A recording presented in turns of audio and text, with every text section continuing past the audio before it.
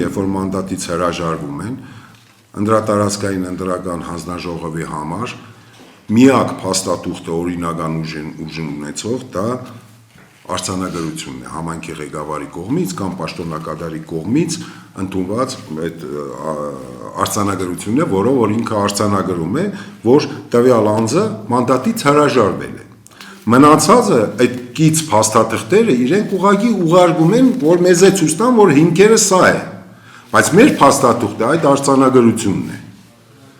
Հիմի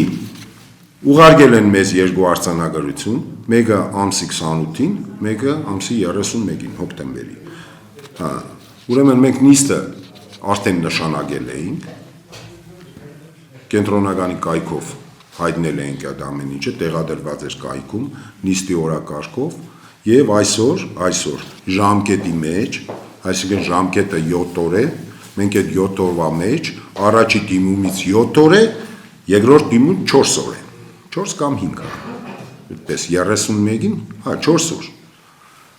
Դրա համար մենք մի նիստով երկու հաջորդ թեկնածուներին տվեցինք մանդատ։ Այսինքն մենք է արձանագրեցինք, դա օրենքի ուժով է կատարվում, ժողովուրդ ջան, ճիշտ հասկացեք, մենք չենք կարող մանդատ չտայինք։ Մենք նույնիսկ այս ամեն ինչ անցնում է առանց քվեարկության։ Մենք ուղղակի արձանագրում ենք փաստը։ Ուրեմն մանդատից հրաժարվել է Գևորգ Գոլիայի Ղուկասյանը եւ Սեդրակ Ենոկի Սահակյանը։